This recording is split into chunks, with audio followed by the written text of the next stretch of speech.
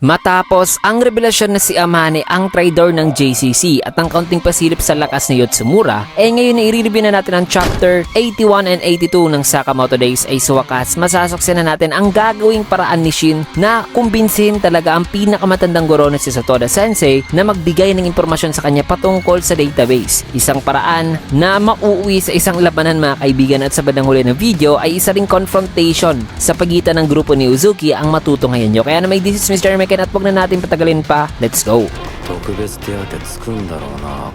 Nagsimula eksena dito kina Shin na sinabihan ni Satoda na wikang hinahanap mo ang database. Naalala ko na may tatlong mga gunggong ang gumawa rin yan nung sa mga nagdaang taon na sabi naman sa isipan ni Shin na magaling daw itong matandang babae ni sino ba raw ito. Tinanong naman ni Akira si Shin sa kung ano raw ang database. Napaliwanag naman ni Satoda na isa raw itong urban legend na ayon sa mga rumor na kung mahanap mo raw ang database ay pwede mo raw malaman ang lahat tungkol sa paaralan na ito pati na ang graduates mula rito. Na para bang isang Akashic Records daw ng JCC o mga records na nagtataglay ng lahat ng impormasyon. Napasabi naman si Akira na totoo po ba yan? Kaya sabi naman ni Shin kay Satoda na nandirito raw siya para malaman daw ang impormasyon patungkol sa isang JCC graduate na ang assassin killer na si Slur. Inuche sagot naman ni Satoda na hindi raw yan pwede. Tanong naman ni Shin na bakit po? Sagot naman ni Satoda na narinig niya na raw ang tungkol sa Slur na ito. Na siya raw ang usap-usapan ng lahat ng mga estudyante rito na wag daw nilang gawin ang pagkuha sa impormasyon patungkol kay Slur kasi kahit na makuha raw sila ng impormasyon mula sa database at maglilid sa kanila kay Slur, ang kagaya raw ni Shin ay mamamatay lang daw kaagad. Nainis naman si Shin sa sinabing yan ni Satoda na dagdag pa nito na hindi na raw problema kung sino sila. Basta hindi niya lang daw kasi gusto na hayaan na lang mamatay ang mga bata pa. Nasagot naman ni Shin na wag daw siyang i-underestimate dito kasi nabigla lang daw siya kanina nung hinawakan siya ni Satoda at tinake down. Nasagot naman ni Satoda na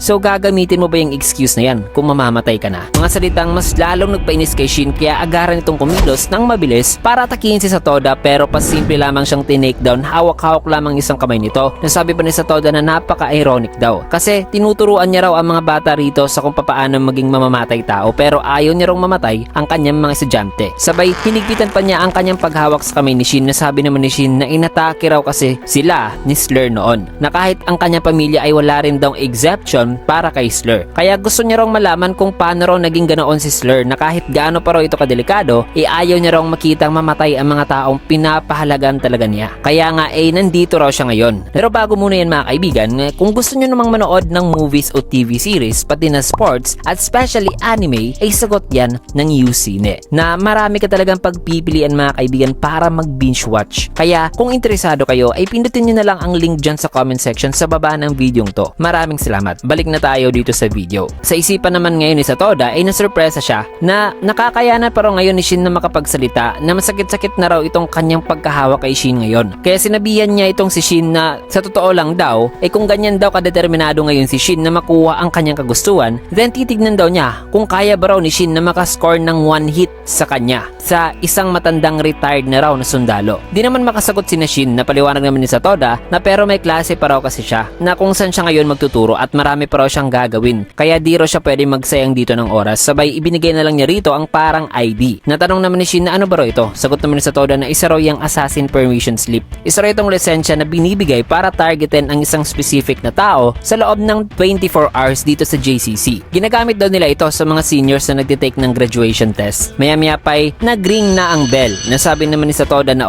nagring na ang bell. Good luck sa inyo. Sabay umalis na siya. Na matapos yan ay mabilis namang inatake ni Akira si Satoda na sinangga naman ito. Nagulat naman si Shin na pangiting sabi ni Satoda na ikaw rin pala. Napaliwanag naman ni Akira na paumanhin po guro. Pero may bagay raw siyang gustong malaman. Sa isipan naman niya ay sabi niya na ang database ay maaaring tutulong daw sa kanya na mahanap si Rion. Sabay naganda na ito na sabi kay Shin na maaaring wala raw siyang may offer pero gagawin daw niya ang kanya makaya para tumulong. Matapos sa eksenang yan ay dito sa infirmary ay tinawagan naman ni Sakamoto si Shin na sabing ang gurong yan posibleng may alam sa lokasyon ng database, diba? Nasagot naman ni Shin na opo, Mr. Sakamoto. Pero patawad kasi sa totoo lang po, even kahit na nababasa ko raw ang iniisip ng gurong yon, pero sa tingin ko ay may punto rin po siya. Kaya tatalunin ko siya sa wastong paraan at malaman kung ano ang alam niya. Nasagot naman ni Sakamoto na okay. Nadagdag pa niyang sabi kay Shin na sa kasalukuyan daw skills ngayon ni Shin ay sa tingin niya ay ang isang guro ay hindi na raw problema pa kay Shin. Sabay tinanong niya sa kung ano raw ang pangalan ng guro. Nasagot naman ni Shin na sa tingin ko ay si Satoda po. Na nang nasabi yan ni Shin ay bigla namang nag-iba ang mukha ni Sakamoto at pinagpawisan siya rito habang inalala ang ginawa sa kanila noon ni Nagumo nitong si Satoda Sensei na may kita si Ryo na tinatawanan lang ang dalawa. Tinanong naman ni Shin si Sakamoto sa kung ano raw ang problema kasi di nakasagot bigla si Sakamoto kaya sinabihan na lang ni Sakamoto si Shin na may kailangan daw muna siyang tignan na si Shin na raw ang bahala dito. Sabay pinutol na ni Sakamoto ang tawag na ipinagtataka naman ngayon ni Shin. Nasabi naman ni Akira na nandito rin pala si Mr. Taro kung kaya't umalis na sina Shin at Akira pero sa isang bed nitong infirmary ay may kita na nakikinig at nag-o-observe pala sa kanila si Seba. Matapos yan habang naglalakad sina Shin ay sinabihan niya si Akira na by the way Akira, may guts ka kanina. Inatake mo diretso ang guro. Nasagot naman ni Akira na ang gurong yon ay magaling daw talaga. Hindi niya raw nakikita ang pathway. Tanong naman ni Shin na anong pathway? Paliwanag naman ni Akira na hindi mo pa ba nakita ang pathway kahit minsan lang? Na alam mo yung liwanag na nakikita mo na patungo sa isang tao? Yan daw ang pathway na nagtaka naman si Shin sa kung anong itinutukoy rito ni Akira. Nadagdag pa ni Akira na nung malayo raw sa kanya ang guro ay nakikita niya raw ang maraming pathways. Pero sa malapitan ay wala na raw siyang nakikita pang pathway na ang nakikita niya na lang ay ang isa lang dong bangin. Kaya napasabi naman si Shin na may nagbigay ba sa'yo noon ng isang droga nung bata ka pa? Nasabi naman ni Akira na wala naman. Ilichoy sabi naman ni Shin na anyway, kailangan nating makita ng isang parang blind spot. Matapos niyan ay dito naman sa kantin ay may kita naman si Satoda Sensei na kumakain ngayon ng ramen. Habang si Shin ay nasa isang sulok. Natanong naman ni Akira na ano na ang plano natin Shin? Nasabi naman ni Shin na ang mga tao ay vulnerable daw habang kumakain. Nasabi naman ni Akira na nakuha ko na. Atakihin na natin siya ngayon, di ba? Kaya na may magkasabay na kumilos itong dalawa na napansin naman ni Satoda habang kumakain. Nasa isipan naman ni Shin na tama, ang dalawang kamay niya ngayon ang kanyang ginagamit habang kumakain na nang sa paglapit ni Shin ay pinigilan lamang siya gamit ang isang chopstick na nang pinisil ni Satoda ang hintuturo nitong si Shin ay napasigaw naman si Shin sa sobrang sakit kaya sa likuran naman ay papaatake naman ngayon si Akira na dito ay nakita niya ang pathway sa may batok ni Satoda. Subalit lumingon lang si Satoda sa kanya na sabing ikaw may nakita ka nang maya-maya pa ay na-realize ni Akira na ang pathway ay hindi pala patungo kay Satoda kundi ang pathway na ito ay patungo sa kanya, isang pathway na papatay sa kanya. Sabay dito na siya inatake ni Satoda na nagpatagos at nagpatalsik kay Akira. Kinamusta naman kaagad ni Shin si Akira na sabi naman ni Akira na kinabaham daw siya. Maya-maya pa ay may napansin naman si Akira sa kanyang likuran na sa kanyang pagtingin ay si Seba pala ang nasa kanyang likod na pinotektahan siya. Napasigaw naman si Shin na sabing Seba habang si Akira ay nagulat naman na sabing isang invisible na tao. Napaliwanag naman ni Seba na nagpakita na nagbago na raw ang mga bagay. Tutulong na rin daw siya. Kaya sabi naman ni Satoda na marami raw pala talagang kaibigan si Shin dito. At siguro ay dapat daw siyang maging mas seryoso pa ng konti. May kita naman na naghahanda ngayon itong tatlo. Subalit nag-ring na ang bell kaya umalis na si Satoda na sabing oras na raw para manood ng Clever Assassin's Life na palabas. Kaya magkasabay na sumugod si Akira at Shin. Napasigaw pang sabi ni Shin na ang tanging mga baguhan lang daw ang tatalikuran ng kanilang mga kalaban. Subalit bigla naman binak ni Seba ang steps ni Shin dahilan na natalisod ito. Kaya painis na sabi nitong si Shin kay Seba na papatayin talaga kitang siraw ulo ka. Patawa namang sabi ni Seba na sorry. Na habang kinukwelyahan siya rito ni Shin ay paliwanag naman ni Seba na aatakihin mo ng derechahan si Satoda Sensei. Napakabobo mo naman. Hindi mo siya matatalo ng ganyan. Dadag pa niya na nung sa kabataan daw ni Satoda ay isa raw pala itong master martial artist na assassin na isang Aikido master daw to be specific na bumabalik daw ito mula sa kanyang mga misyon noon na walang kahit na anumang galos o sugat. Ganyan daw kalakas si Satoda kaya sabi naman ni Shin na so ang mga weird daw na teknik na ginagamit daw pala ni Satoda ay isa raw palang Aikido. Nasabi naman ni Akira na di ba ang Aikido ay isa raw martial arts na ang ini-specialize lang daw nito ay ang pagdi-deflect lang sa mga atake ng kalaban. Kaya sabi naman ni Seba na ang Aikido raw ay hindi raw talaga kinukonsidera na isang martial art na suited daw sa pagpatay. Pero matapos daw na ginamit ito ni Satoda ay naging required skill na raw ito ngayon para sa mga assassins. Kaya sa tingin ba raw ni Shin nakakayanin niya si Satoda sa pamagitan ng pag-atake raw ng derechahan? Na anong klaseng biro raw yan kung yan ang gagawin ni Shin? Kaya sabi naman ni Shin na anyway, bakit ba bigla kang nagdesisyon na tumulong Seba? Ano bang ibig mong sabihin sa nagbago ng mga bagay kanina? Napaliwanag naman ni Seba na tinawagan daw kasi siya ni Mafuyo pero hindi raw ito nagsalita during sa tawag. Pero for some reason ay naririnig niya raw ang boses ng utusan ni Slur during the phone call. Kaya nagulat naman si Shin sa paliwanag niya ni Seba na matapos ang eksena niyan ay sa sumunod naman na panel na isang kaunting konting flashback ay may kita si Mafio nakakagising lang na sa kanyang pagbangon ay binati naman siya ni Toramaro na sabing, "Good morning, kamusta ang pagtulog mo?" Kasi para kang binangungot kanina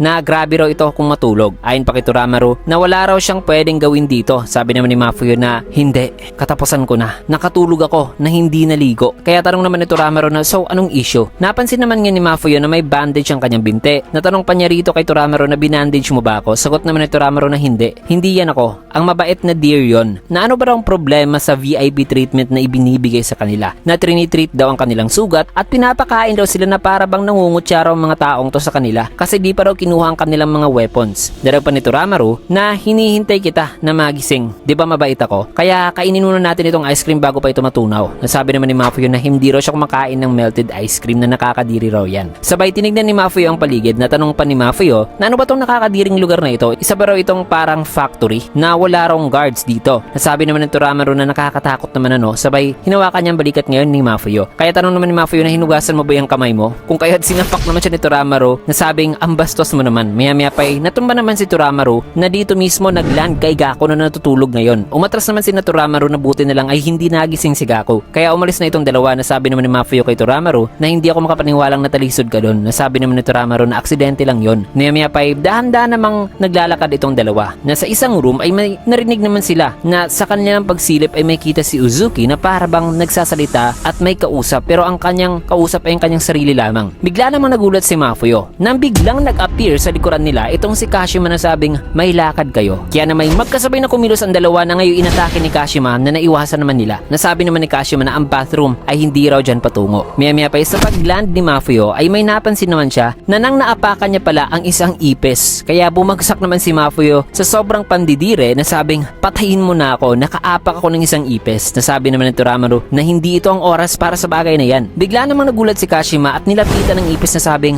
"Ano itong ginawa mo? Kahit gaano pa kaliit ang isang buhay, ang buhay ay buhay." Nagtaka naman si Mafio rito nang biglang inapak-apakan ni Kashima ang ipis na sabing, "Kung papatay kayo ay huwag kayong magbigay ng awa. Ito, saksiyan nyo ang pagkamatay talaga ng ipis na to. Kayong mga bata ay hindi talaga pinapahalaga ng halaga ng isang buhay. Hindi talaga kayo fit sa pagiging isang assassin." Nanang nasabihan ni Kashima ay naghanda naman ng dalawa na sabi ni Toramaro na nakakadiri ang cringe. Na isa ba raw itong fan ng ipis itong si Kashima. Nasabi naman ni Mafio na palala na raw ang kanilang sitwasyon. Kaya sabi naman ni Kashima na ingatan nyo yung mga sinasabi nyo sa akin wala kayong manners. Kaya kailangan kayong parusahan dito. Sabay may pinundot siyang isang device na nag-cause ng pagsabog. Bagay na nagpagulat sa dalawa. Habang si Gako naman ay tulog pa rin dito. Napaliwanag pa ni Kashima na nung tinitreat niya raw ang mga sugat ni Mafio ay may itinanim daw siyang bomba sa bawat isa sa kanila. Isang bomba na singlakas raw ng sumabog ngayon na bomba na ang size naman daw nito ay singliit lang daw ng isang butil ng bigas. Pero napakalakas daw talaga. Napasabi naman si Mafio na naglagay ka ng isang nakakadiring bagay sa katawan ko. Maya-maya pa ay napatingin naman si Mafio sa kanilang likuran nang biglang lumabas si Uzuki na sabing isang surprise present daw ito. Na nagsisihan ba raw sila na kailangan daw nila ng thrill para mabuhay ng maganda. Nasagot naman ni Toramaro na hindi. Masyadong nakakatakot ito. Ngumiti lang naman dito si Uzuki na bumigla naman kay Toramaro na sabing, "Ano ito? Isa na akong fan ngayon." Na biglang naging fan ni Uzuki itong si Toramaro mga kaibigan na sabi pa nito na ang paggawaran nitong napaka-brutal ng mga bagay habang nakangiti ay matindi raw at hindi raw yan fair. Na napaka-intense na tinamaan daw talaga siya. Kaya sinabihan naman siya rito ni Mafio na huminto na raw itong si Toramaro sa pagiging isang creep. Nagsalita naman si Uzuki kay Kashima na sabing may kalakasan daw ang tunog ng bomba na yan. Nasabi naman ni Kashima na oops, paumanhin. Nagising ka ba dun? Na habang nag-uusap ang dalawa ay ito na pala ang moment na tinawagan pala ni Mafio si Seba mga kaibigan. Na balik dito kina Seba ay sabi niya na mas malaki pa raw ang problema na kinakaharap ni Mafio ngayon kaysa sa kanyang ini-expect. Na medyo na sorpresa raw siya na kung tumatawag daw si Mafio kasi na walang sinasabi ay usually nasa isang problemadong sitwasyon daw talaga ito ngayon na kailangan daw ng tulong pero nahihiya lang daw magsabi. Dala pa ni Seba na sinusubukan daw niya ngayon na malaman sa kung bakit di pa raw niya nakikita ang clue sa kung nasan talaga ngayon si Mafio at si Slur. Na napaka-stupid daw nito pero sa tingin niya ang kanyang tanging pag-asa na lang daw dito ay ang database na kailangan daw niya ng kahit na anumang tulong para mahanap niya na raw ang kanya nakababatang kapatid. Sabi naman ni Akira na para makuha raw ang database ay kailangan pa raw nilang matalo si Satoda, ang pinakamalakas daw na guro sa paaralan na ito. Nasabi naman ni Shin na oo nga, may plano ka ba? Sagot naman ni Seba na well, ayaw niya raw magyabang pero isa raw siyang ace weapon maker. So di lang pala si Shin ang umaasa ngayon sa database mga kaibigan kundi pati na pala sina Seba at Akira. Kaya ngayon ay maghahanda na sila para talunin talaga ang pinakamalakas na guro ng JCC na si Satoda na magtatagumpay ba nga ba sila rito mga kaibigan? Well, malalaman natin yan sa susunod kasi sa susunod na episode ay masasaksiyan din natin ang isang paunahan talaga sa pagsisearch sa lokasyon ng database na mauuwi sa mala parkour at intense na eksena. Kasi dito muna natin tatapusin ang video sa last panel na ito. Kaya naman kung nagustuhan niyo yung video, kinagat a like, comment, follow, subscribe na rin for more videos like this. Maraming salamat and see you guys again on my next video.